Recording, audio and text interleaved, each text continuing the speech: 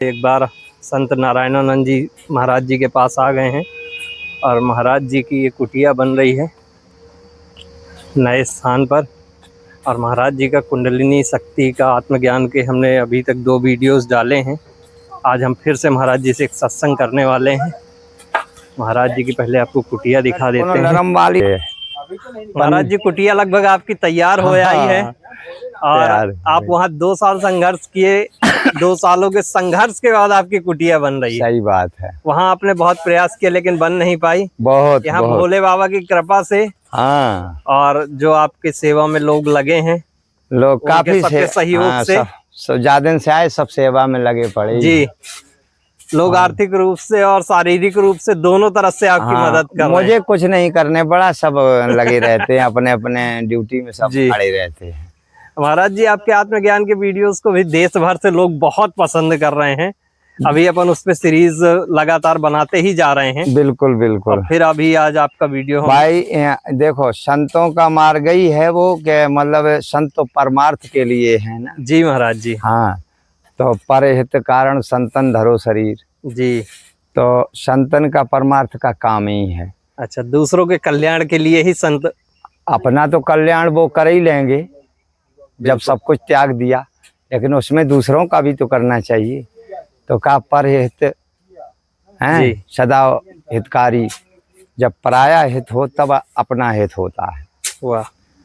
हाँ, तो यही सोच हमारे संस्कृति और हमारे हिंदू संस्कृति की सबसे बड़ी विरासत है। बिल्कुल, हमारे अपने से पहले दूसरों के लिए सोचना, दूसरे का कल्याण पहले हो, अपना तो हो ही जाएगा। ये हमारा धर्म कहता है। विचार करिए, जब बजरंगबली से जी महाराज जी किसी ने वो देखो मांगी थी उनकी शक्तियाँ जी, कि हमें आप अपनी सारी शक्तियाँ आपको देना पड़ेगा।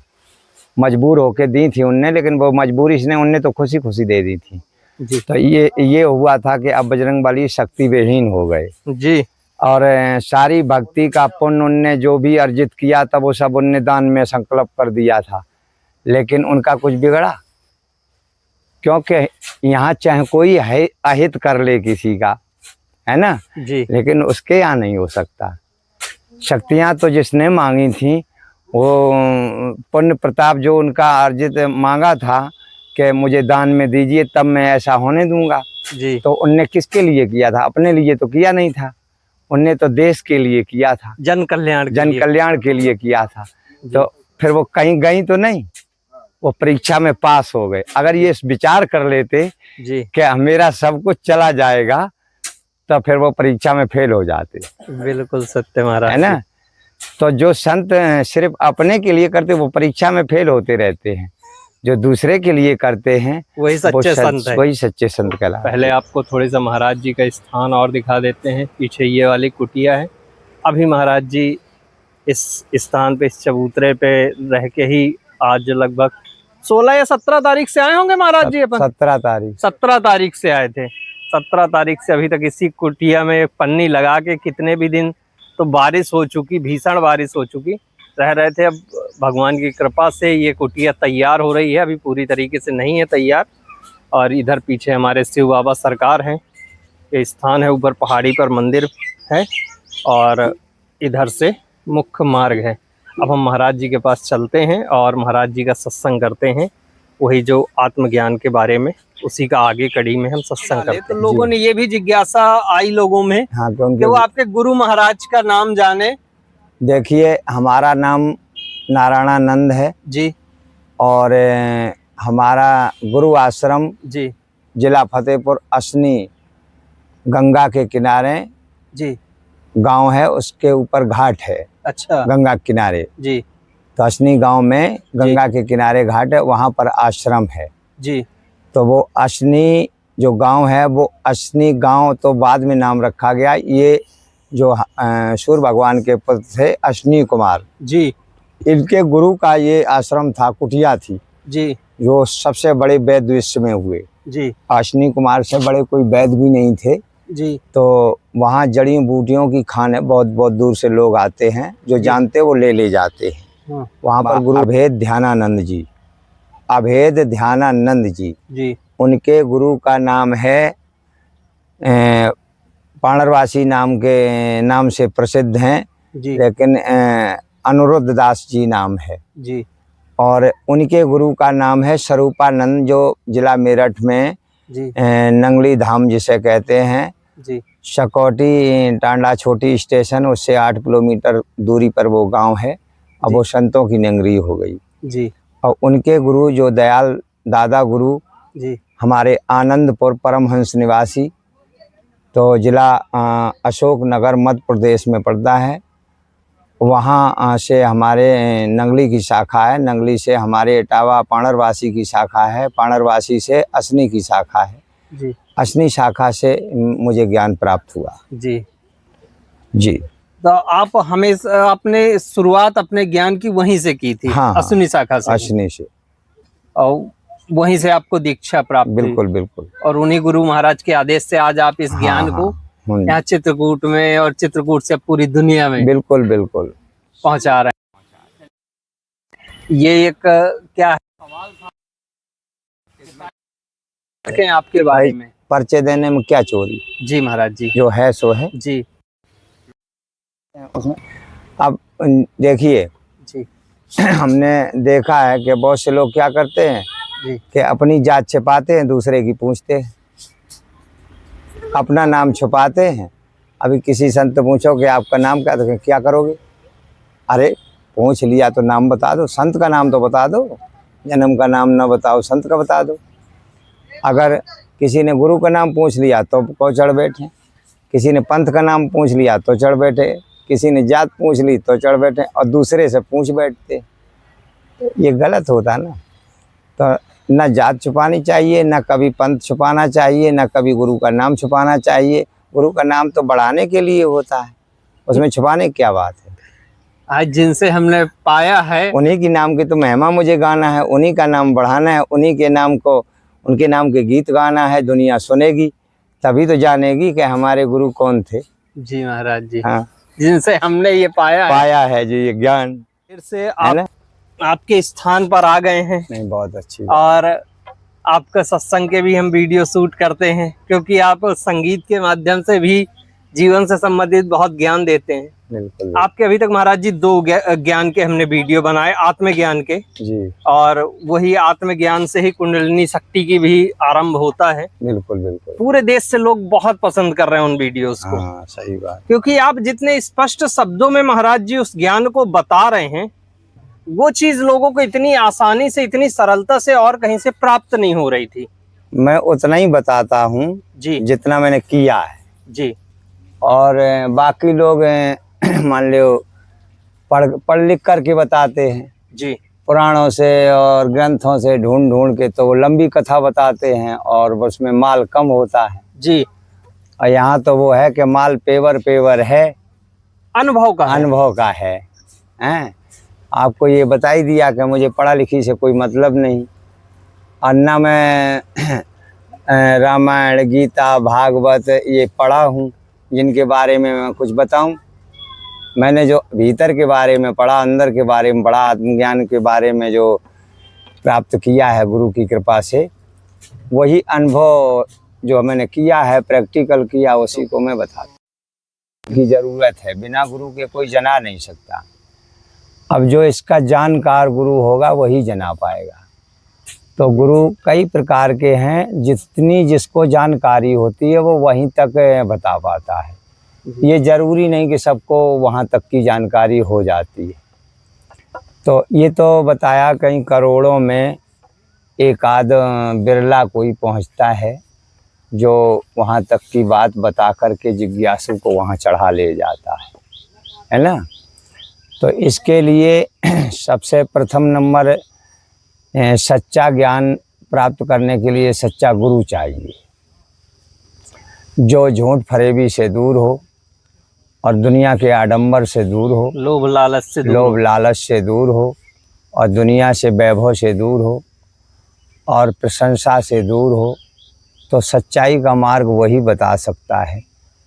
मैंने तो यहाँ तक सुना कि बहुत से गुरु ऐसे कि ज्ञान उपदेश तो दूसरों के माध्यम से करा देते हैं भक्तों को जी, और वो तो दर्शन भी नहीं देते, बात करने की तो बात ही दूर है। महाराज जी, हमारे चैनल पे भी एक दिन एक कमेंट आया था जी कि महाराज जी इस ज्ञान को सिखाने के कोई पैसे तो नहीं लेते। तो देखिए, एक स्वाभाविक सी बात है कि कई बार शायद ऐसा होता भी हो कहीं पे। हाँ होता है, बताते लोग कि 40-40 हजार रुपए लेते हैं तब दीक्षा देते हैं। अच्छा, 40-40 हजार जमा कराते। तब तो इस तरीके के कमेंट, हाँ तो वो तो बिजनेस हो गया ना। हाँ, तो यहाँ बिजनेस नहीं होता, हमारे दरबार में कहीं भी बिजनेस नहीं होता। चाहे कोई पता लगा ले, हमारा दरबार आनंदपुर से चलता है जी, और आनंदपुर से नंगली, और नंगली से शाखाएं जितनी पूरे भारतवर्ष में हर जिले में हैं जी। तो जो गुरु होगा, जो महंत होगा, वो ऐसा नहीं कर सकता है। अज्ञानी कोई संत हो जिसने पूरा ज्ञान न सीखा हो, कपड़ा रंग लिए हों किसी के कहने पे या अपने मन से किसी तरीके से, या घर से परेशान हो गए, तो उसकी तो बात में नहीं करता कि हाँ वो पैसा भी ले ले और लालच भी कर ले जी। लेकिन जो संत होगा, सच्चा संत होगा, वो ऐसा नहीं कर सकता जी। इसलिए कि हमारे दरबार का ये नियम है जी कि बिना निमंत्रण के कोई निमंत्रण नहीं खाने जाएगा कहीं भी जी। और बस में फ्री नहीं जाएगा। अगर वो अपनी मर्जी से किराया न ले तो अलग चीज़ है जी। ट्रेन में फ्री नहीं चलेंगे, टेम्पो में फ्री नहीं बैठेंगे, नौआ के पैसा बाल बनवाने के फ्री नहीं कराएंगे। सारा काम अपने पैसे से करते हैं। बिल्कुल ठीक है। और जी, अभी एक छोटा सा टोकूंगा आपको जी, अभी आपके मुख से एक शब्द निकला कि ऐसे ही कपड़े रंगा लेते हैं। क्या इसमें कपड़े रंगाने का भी कोई विषय होता है क्या? ऐसा है कि जैसे ज्ञान भरपूर, तो सन्यासी रंगे हुए कपड़े पहनते हैं। हाँ सन्यासी हाँ, रंगे। जिसका जैसा संस्कार हो, हमारा तो भगवा से संस्कार हुआ है। अच्छा, तो अब हम रंगे ही अपने हाथ से रंगते हैं। अच्छा महाराज हाँ, जी। रंगे हुए जो थान का कपड़ा होता है उसको नहीं पहनते, अपने हाथ से रंगते हैं उसको। मतलब आप श्वेत वस्त्र खरीदते हैं और उसे अपने श्वेत वस्त्र हमको आते हैं जी, और अगर खरीदना पड़े तो फिर खरीदते भी हैं। जी। तो सफेद ही कोई पूछता है तो सफेद ही मैं बता देता हूँ, तो उनको फिर मैं अपने हाथ से रंगता हूँ। अच्छा, ये सन्यासी की पहचान हाँ, है ये सन्यासी की पहचान कि वो अपने से रंग कर ही हाँ, कपड़े पहनेगा। भगवा, हाँ, जिसका भगवा में सन्यास हुआ होगा। हाँ हाँ। यही एक वर्ड आपके मुख से निकला तो हमने कहा कि ये एक आपने कुछ अलग चीज नहीं कही। नहीं, बहुत अच्छी है, लोगों को समझने के लिए बहुत अच्छी चीज है। तो देखिए, ये आत्म ज्ञान का विषय ऐसा है जी महाराज जी कि ये बहुत सच्चा मार्ग, बहुत प्रिय मार्ग, सरल मार्ग है जी, लेकिन ये कठिन भी है। जी, जो प्राणी नहीं कर सकता है, खाली शौक करके अगर सोचता कि मैं देखो आत्म ज्ञान के विषय में बहुत शक्तियाँ बताई जाती हैं। जी महाराज जी, कुंडलिनी के बारे में बहुत शक्तियाँ बताई जाती हैं। जी। तो लोग उन शक्तियों को जब वर्णन यूट्यूब में या किसी के माध्यम से सुनते तो वो बहुत सोचने लगते कि मैं शक्ति अर्जित कर लूँ, मैं चमत्कार करने लगूँ, मैं ऐसा कर लूँ, मैं वैसा कर लूँ। लेकिन ये सिर्फ आत्मज्ञान स्वयं के कल्याण और परहित के लिए होता, समाज कल्याण और परहित के लिए। हाँ, तो ये जो है कल्याण के लिए मात्र है, ये चमत्कार के लिए नहीं होता। इसमें कोई जंत्र मंत्र तंत्र की विद्या नहीं होती है। ये बिना मंत्र का जाप है, जिसे अजापा जाप कहते हैं। जपा ना जा सके। अजापा जाप उसे कहते हैं जो जपा नहीं जाता है, बिना जपे वो जपता है। तो आपकी श्वास बताइए चलाने से चलती है कि अपने आप चल रही? अपने आप चल रही महाराज जी। ऐसे ही वो अजापा जाप भी अपने आप जपा जाता है, खाली उसकी विधि मालूम हो, गुरु से उसकी प्रक्रिया मालूम हो तो तभी उसका सुमिरन सुलभ है, और नहीं तो वो विफल है। इसलिए कि बिना गुरु की विद्या के जाने वो आज अजापा जाप का मतलब नहीं जान पाएगा। जिज्ञासु वो तभी जान पाएगा जब गुरु से वो ज्ञान प्राप्त करेगा। बिल्कुल। हाँ, तो ये अजापा जाप है, और अजापा जाप ही बिना जाप के जपा जाता है, और इसी के माध्यम से वो नाम जो आपका अखंड है वहाँ तक पहुँचोगे। तो ये विधि जो है गुप्त है, गुप्त भेद है, गुप्त उस परमात्मा का नाम है, गुप्त आपका नाम है, और इसीलिए शरीर का नाम सब कोई जानता, गुप्त नाम को कोई नहीं जानता। गुप्त नाम गुरु के द्वारा प्राप्त करता है प्राणी। महाराज जी, जी, इसमें एक बहुत बड़ा सा सवाल छुपा था जी। वो मैं आपसे जरूर पूछूंगा। बिल्कुल बिल्कुल। क्योंकि लोग ये कहते हैं कि हम 1 साल में विद्या हासिल करेंगे, 4 साल में करेंगे, 10 साल में करेंगे। हाँ। लेकिन इसमें आपने एक सार बता दिया जी। कि यदि लोग किसी चीज को सीखने बैठते हैं हाँ। कि मैं इस चीज को सीखने के लिए बैठूंगा, तो एक समय निर्धारित होता है जी। और एक समय सीमा निर्धारित होती है कि हम दिन में इतने घंटे करेंगे, इतने साल तक करेंगे, बिल्कुल। तो ये विद्या हम प्राप्त करेंगे।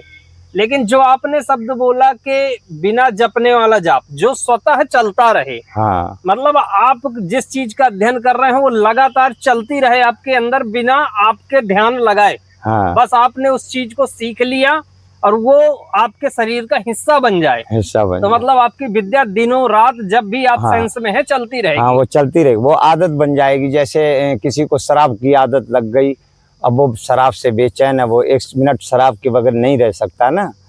ऐसे ही जैसे किसी को गांजा की लत लग गई तो वो गांजा के बगैर 1 सेकंड को नहीं रह सकता। जी। तो अब ये जैसे कोई नशा हो जाए, ऐसे ही एक गुरु भक्ति का भी नशा होता है। जी। तो जैसे अब हम लोगों को नशा हो गया जैसे भक्ति का, तो अब जैसे लत बन गई, लत, वो लत नहीं छूट सकती, क्योंकि हमें उसी में आनंद है। जैसे शराबी को शराब में आनंद होता है, नशेड़ी को नशा में आनंद होता है, जी। और भोगी को भोग में आनंद होता है। इसी तरीक़ा से भक्त को भक्ति में सिर्फ आनंद होता है। तो जब उसका वो रस जान जाता है, अंदर का सब मामला समझ लेता है, फिर उसे कोई छुड़ाने वाला नहीं। बिल्कुल, वो अटूट विश्वास पर होता है। अच्छा महाराज जी, एक और छोटा सवाल पूछूंगा। इसमें जो सबसे बड़ी चीज ये समझ में एक और आ गई कि जब आपसे इस विद्या कोई आपसे हो या किसी भी गुरु से, जब इस जप को करने की प्रक्रिया आदमी सीखेगा जी, तभी वो आगे का कुछ पाएगा। हाँ हाँ बिल्कुल। क्योंकि करने से ये ज्ञान नहीं पाया जा सकता कि आप सोचे कि मैं इतने 1000 मंत्र जप कर लूं, तो आप उतने कर नहीं पाएंगे जितनी जरूरत है। नहीं कर पाएंगे भाई। देखो, उसमें तुम्हें काम भी करना है। जी जी। और ये भजन तो ऐसे बताया कि खात पियत सोवत जागत चलत फिरत बैठत उठत, हर समय आप ध्यान कर सकते हैं। ये ध्यान से है, ये मंत्र से नहीं है। तो इसीलिए बताया गया कि आपको वो युक्ति गुरु बताएंगे जिसमें आपका ध्यान 24 घंटे चालू रहे, कभी थोड़ा बहुत कटेगा नहीं, बाकी चालू। जैसे आपने 1 घंटा सुमरन किया तो 1 घंटा आपका सुमरन में भजन में जुड़ गया, फिर आपने घंटा भर गुरु सेवा की। लोग नहीं समझेंगे तब तक वो इस विद्या को चाहकर भी नहीं सीख सकते। देखिए, प्रक्रिया सीखने ही से खाली नहीं होगा, अगर करने की हिम्मत है जी तभी वो सफल होगा। ये नहीं कि मतलब बहुत से लोग ऐसे भी आ जाते हैं कि चलो महाराज जी से चलते हैं और इतनी जानकारी हमको इतनी और हो जाए पूरी तो मेरा काम बन गया। तो बहुत से 1-2 ऐसे भी आ गए ना कि जब उनने वो प्रक्रिया पूरी समझी तो उनकी हवा खसक गई कि अरे इसमें तो बहुत अप्रबल मेहनत है। तो हमने कि साधारण थोड़ी ही आत्मज्ञान है, तो सभी प्राप्त कर लेंगे भाई, तब तो सभी कर लेंगे। ईश्वर को पाना इतना आसान नहीं, इतना आसान थोड़ी है। तो ये इतनी आसान नहीं है, आसान बहुत है। सरल तब है जब करने वाला हो, उसके लिए सरल है, और ना करने वाले के लिए, कायर के लिए बिल्कुल नहीं। ये क्षत्रियों का काम है, शूरवीरों का काम है। आत्मज्ञान को प्राप्त करना शूरवीर कहलाते हैं, अध्यात्म के शूरवीर। बिल्कुल बिल्कुल, रणभूमि के शूरवीर। वो सब जगह के शूरवीर होते हैं, और रणभूमि में भी शूरवीर काम करते हैं। जी, मतलब एक नहीं, मैं बता रहा हूँ ना, विद्या का हिसाब वाला। हाँ, मैं बता रहा हूँ जी। आत्मज्ञानी संत, जी, ब्रह्मज्ञानी संत बराबर युद्ध करते हैं, किसी को पता नहीं होता। अच्छा महाराज जी, आत्मज्ञानी और ब्रह्मज्ञानी में कुछ अंतर होता है? कुछ ज्यादा भेद नहीं रह जाता, थोड़ा बहुत रह जाता, इतना ही रह जाता है जी कि एक सीढ़ी चढ़ना बाकी होता है। जी हाँ। इनमें से ऊपर कौन होता है? ब्रह्मज्ञानी। ब्रह्मज्ञान सर्वो पर है। जी हाँ, उससे आगे फिर कोई ज्ञान नहीं। एक महात्मा हमसे एक बार शायद फोन से उन्होंने संपर्क किया था। जी जी। और उन्होंने अपना नाम या अपनी चीजें प्रकट में हमें नहीं बताई थी महाराज जी। हाँ। लेकिन उनका नंबर ब्रह्मज्ञानी के नाम से ही आ रहा था, और उनने हमसे कुछ सवाल किए थे। जी।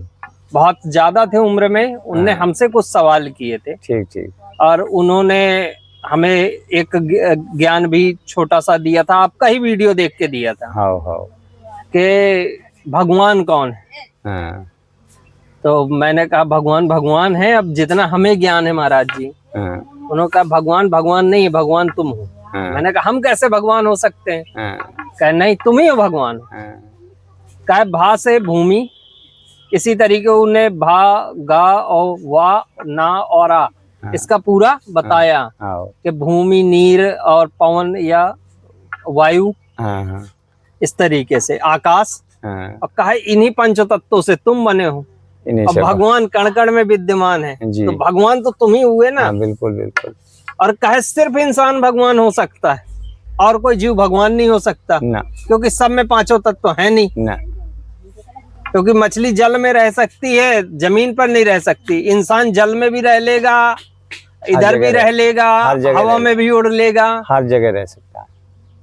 तो कहे ये भी चीज सिर्फ उन्होंने तो मुझे उनके ज्ञान से तो अब वो तो जानते ही हैं, तो फिर क्या पूछने की जरूरत है ना। जो जानता हो उसे नहीं पूछना चाहिए। जी महाराज जी, है ना जी। हाँ। अच्छा महाराज जी, और फिर ब्रह्म ज्ञानी ऐसे नहीं पूछता वो किसी से कि भगवान कौन है जी। वो तो बताते हैं सिर्फ, जी। पूछते नहीं ऐसा। हाँ, उन्हें क्या पूछने का मतलब, उन्हें तो सब चीज का तो पहले से ज्ञान है, सब पता है, सिर्फ बताते हैं। जब कोई जिज्ञासु पूछता है तो वो बताते हैं जी। और वो किसी से सवाल नहीं करते। वो सवाल सिर्फ भगवान से करते हैं, वो किसी से नहीं करते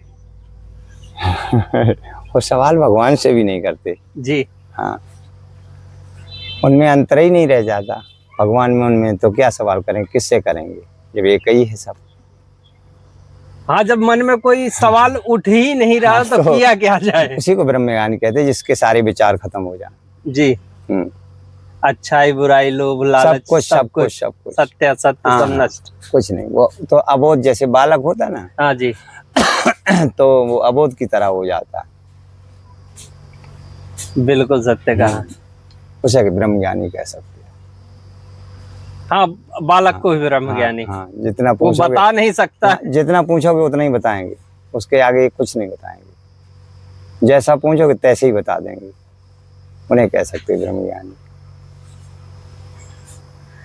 ये एक बहुत बड़ी पहचान बताइए, क्योंकि महाराज जी हम जिस खोज में लगे हुए हैं और जिस प्रक्रिया में लगे हुए हैं, तो शायद कभी उनसे सामना हो जाए। जी बिल्कुल बिल्कुल बिल्कुल। ये भगवान की बड़ी कृपा होगी और ये शायद आपका दिया हुआ एक छोटा सा वो संदेश ही है, उसके माध्यम से हम थोड़ी पहचान कर पाए। बिल्कुल बिल्कुल। और उनकी कृपा होगी तभी मिल पाएंगे, हम अपनी खोज में तो नहीं मिल पाएंगे। मिलेंगे।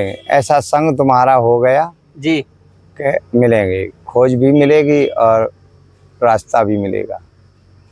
ये आप संतों की कृपा होगी। जिस दिन यदि ऐसे महात्माओं से बिल्कुल मिलने का अवसर मिल पाएगा तो उस दिन हमारा जीवन धन्य हो जाएगा। बताया गया ना कि 60 सुगर हैं सत्संगत माई।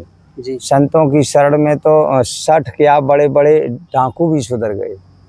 तुम तो बहुत भले इंसान हो जो संतों की सेवा में लगे हो, है ना जी। और धर्म में अपने चल रहे, जो जैसा बनता है, जो जानकारी है और सारी मान लो चीज़ अच्छी चल रही है, कोई खराबी नहीं है। और जो महा खराब थे वो संतों की शरण में सुधर गए। जी। तो आप तो बहुत जल्दी सुधर जाएंगे, समझ जाएंगे। जी महाराज। हाँ बिल्कुल। बस आप संतों के यही शब्द इस रास्ते में आगे बढ़ने की हिम्मत देते हैं महाराज जी। बिल्कुल बिल्कुल देंगे जी बिल्कुल। अच्छा महाराज जी, जी आत्मज्ञान में हम ये जो कुंडलिनी ज्ञान है, हाँ, इसकी शुरुआत कब से करेंगे? कुंडलिनी ज्ञान की शुरुआत जो हमने बताया ज्ञान ना, जो यहाँ ज्ञान साक्षात्कार कराया जाता है, इसी के द्वारा होता है। जी। जो लोग खाली कुंडलिनी के ज्ञान में लगा देते हैं जी, तो उससे क्या होता है, खाली रिद्धियां सिद्धियां काम करती हैं। ज्ञान तो उसके ऊपर है जी। हाँ, वो तो एक जागृत चक्र है जी। तो चक्र जागृत हुआ तो रिद्धियां सिद्धियां काम करने लगी। ठीक है। आपका अगर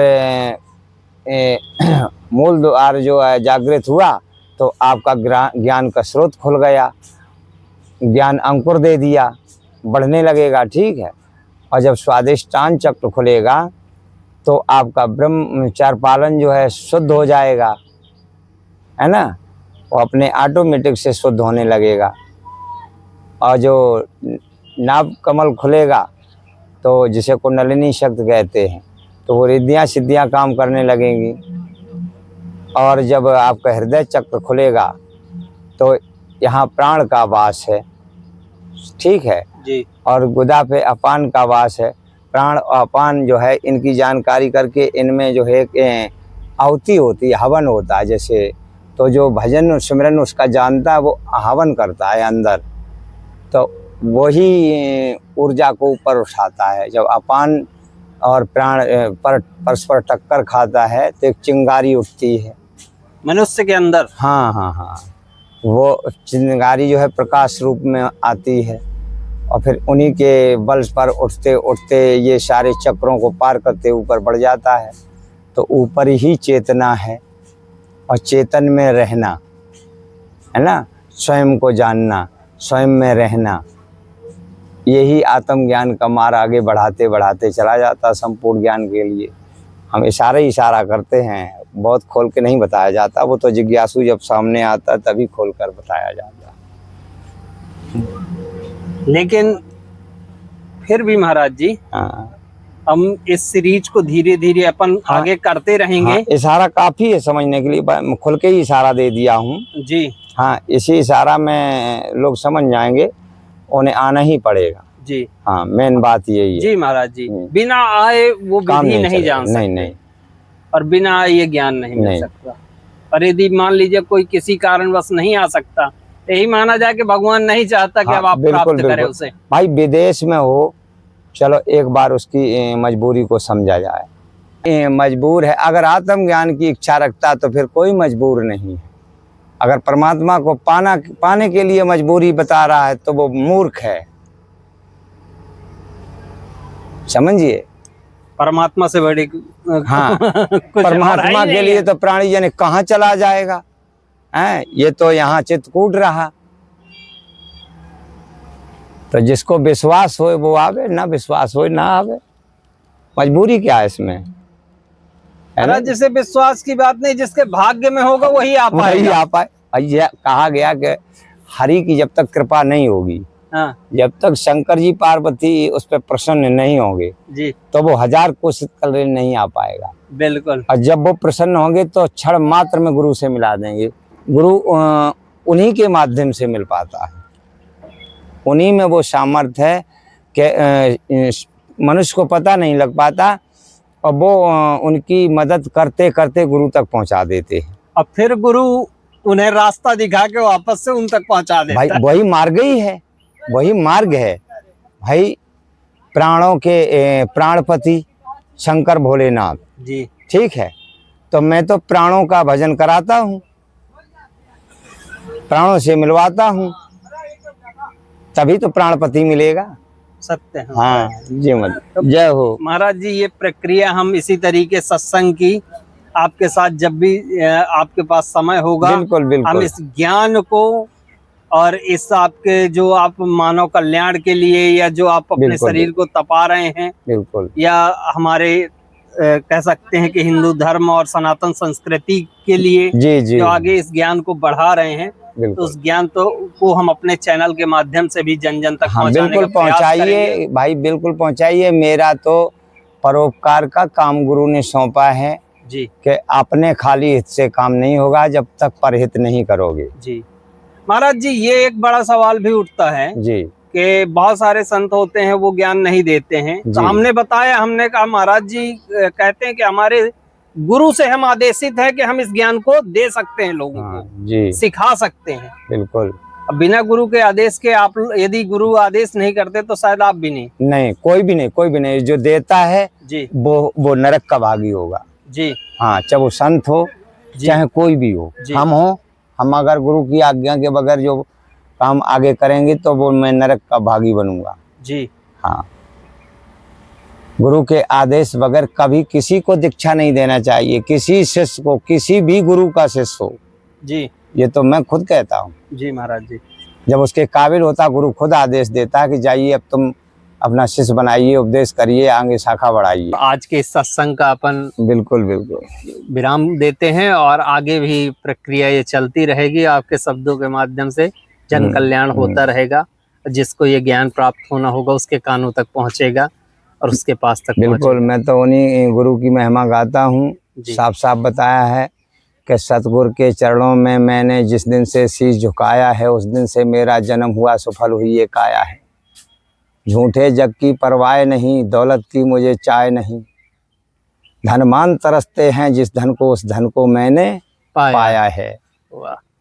बोल सतगुरु भगवान की जय। जय। जय श्री सीताराम दोस्तों।